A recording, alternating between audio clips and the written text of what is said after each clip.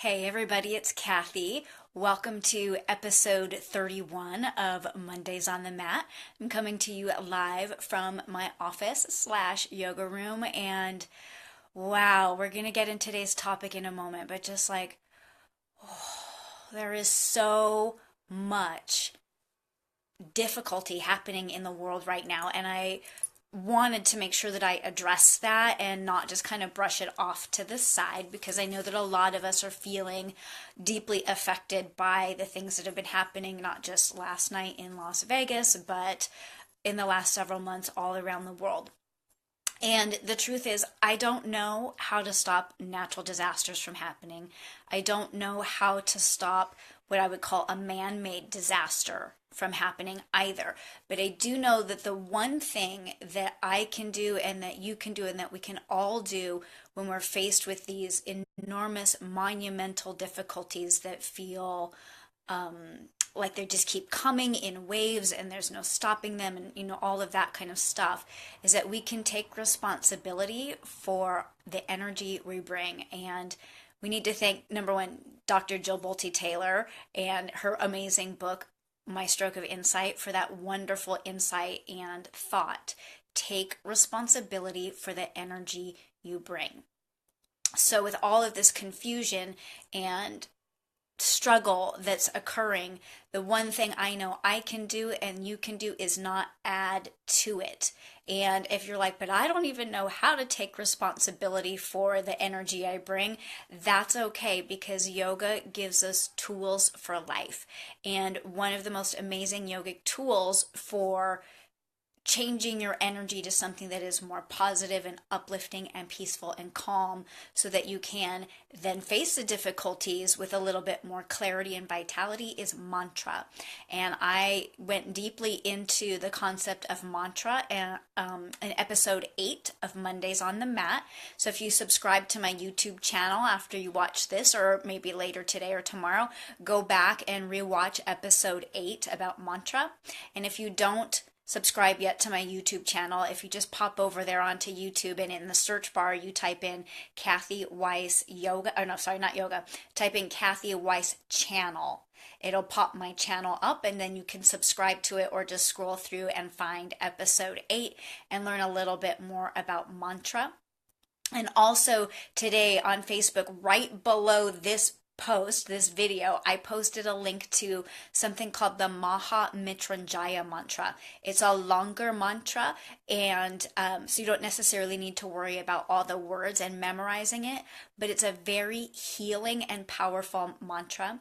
And you can just click on that and listen to it and let it play in the background as you're going about your day or your tasks or whatever, and know that that is another way to help elevate and raise your own vibration, so that you can take responsibility for what you're bringing into the world in light of all of these difficulties.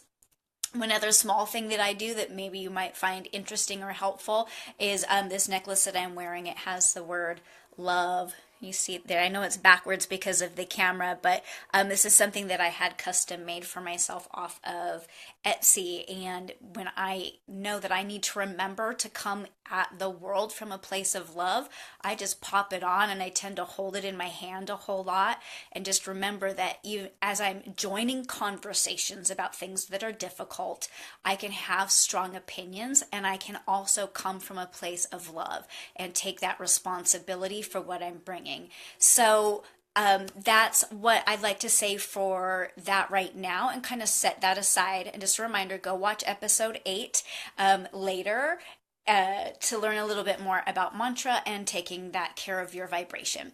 So today's question came up a couple days ago in a private session. I was instructing my student to engage her pelvic floor, and she's like, what is that exactly anyway? Is that like from my outer hips, or where does that come from?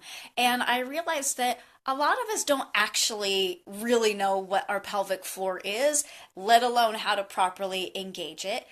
So we're going to talk about that today. I have 2 pictures I want to show you.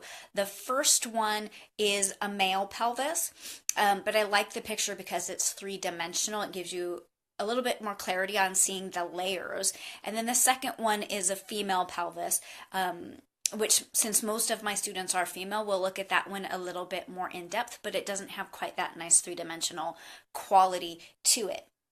So your core, let's just make sure we know what our core is. If you think about the core of an apple, it's a cylinder. It's got a top, a bottom, and then the tube shape in the middle. And that's how your core is, or anybody's core is, right? We've got a top and a bottom, front, back, sides. It's the whole tube, like from your collarbones to your pelvis, or what we would call the pelvic floor muscularly. So the pelvic floor is the bottom of your core. I'm gesticulating off camera, so which is probably a good thing because I'm gesticulating to what would be my lady bits. And I will be using a couple of anatomically correct terms as we talk about the pelvic floor. So if you're at work and you don't want people around you to be hearing those words, even though they're not bad or wrong, but they are very specific, you might pop your headphones on or press pause and finish this later when you feel comfortable about hearing some of those anatomical terms. Okay, so here's the first picture of the pelvic floor. And again, this is a male pelvis, and the male and female pelvis are slightly different in shape and structure based on our genital anatomy. But I like this one, like I said, because it's three-dimensional. So just so you know what you're looking at, this is from the bottom up. So looking up from the base of the pelvis here, so you know this is the coccyx or the tailbone. So this is the back side, and here's the pubic bone, the front side. And all of this musculature, which is so lovely illustrated here, is the pelvic floor. So one of the key things to note in this picture is the layers. So you can see how this muscle group is layered on top of this front to back muscle group, and that there are some also tucked behind, as well as this interesting guy that kind of swoops around, which is going to feel a little bit like the bottom of your hips almost, right before your gluteal muscle, the gluteus maximus, which isn't shown here, but is kind of right back behind this guy. Okay, so let me show you the female pelvis, since most of, like I said, most of my students are female, and it's a little bit different.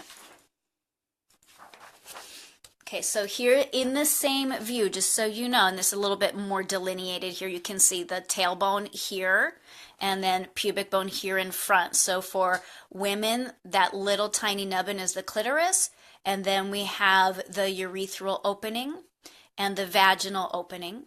And then here's the anus, or the anus opening, and this little sideways looking or scoopy muscles is the anal sphincter and the urethral and vaginal sphincter. And so you can see here, not quite as in layered detail, but the pelvic floor is comprised of a lot of muscles. There are actually 7 different muscles that make up your pelvic floor.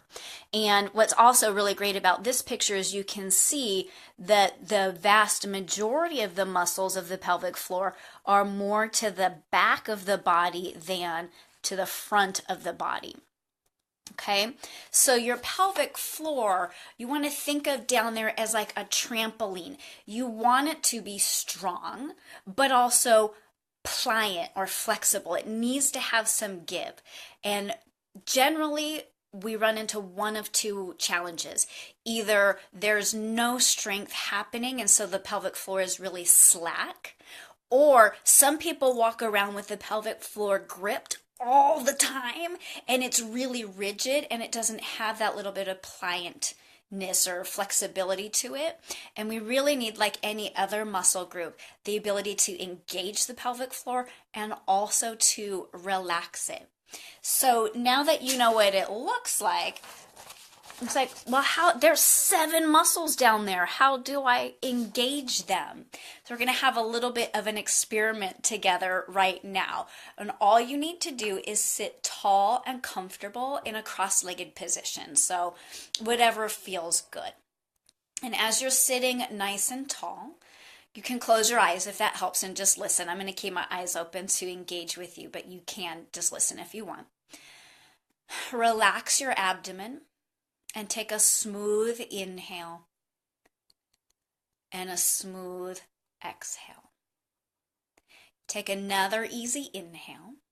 And as you exhale, squeeze around the urethra and vagina as though you're trying to stop the flow of urine. And when you inhale, soften and relax that. And then as you exhale, squeeze and lift around the vagina and urethra. And as you exhale, soften. And do that a couple times. This is going to be real similar to what we might call a Kegel exercise. But remember, a Kegel is designed to bring strength and toning back to your vagina. And so that's even a little bit further up inside the body. This is really the musculature surrounding it.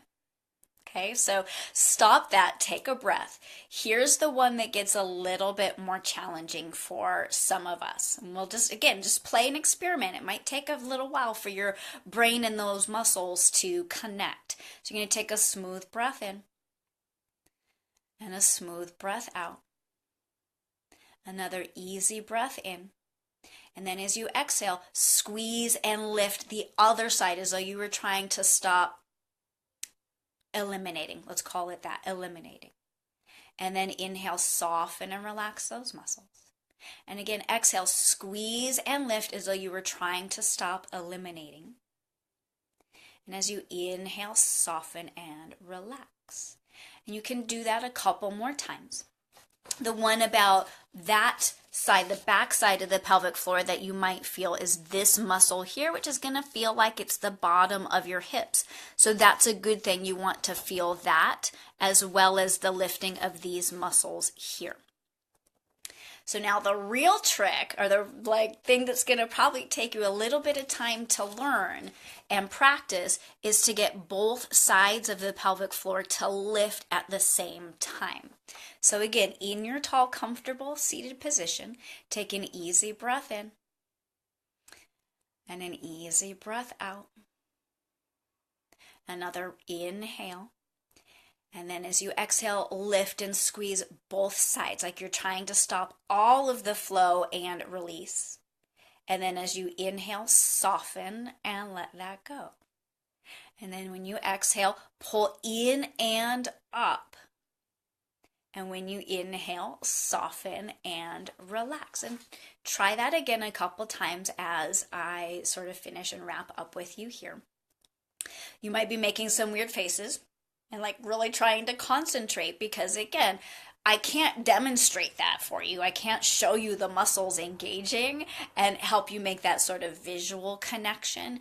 And so sometimes that can just take a little bit longer for your brain to figure out. It's totally fine. But now you know, number one, what the pelvic floor looks like and that it's comprised of 7 different muscles. And you know how to engage it. Or try. You're going to try and practice. And you also know you need to soften and let go. So you need both the ability to engage and the ability to release and relax. And generally what I would recommend for women who are learning this for the first time is do maybe a set of 10. And then go about your day. And then maybe a little bit later try to do 10 more. And then again later in your day, do 10 more so that 3 times throughout the day you attempt to do 10. It's really great pelvic floor strength. It kind of keeps your insides up inside. It helps prevent sneeze and pee. And it also contributes to posture and back health and everything else because it's keeping you lifted and your pelvis really stable. So that is my answer to the question, what the heck is my pelvic floor and how do I engage it? If you have any questions or comments, be sure you throw them down here or over there on YouTube. Like I said, that's Kathy Weiss channel on YouTube, and I will definitely respond to you or answer you on an upcoming episode of Mondays on the Mat.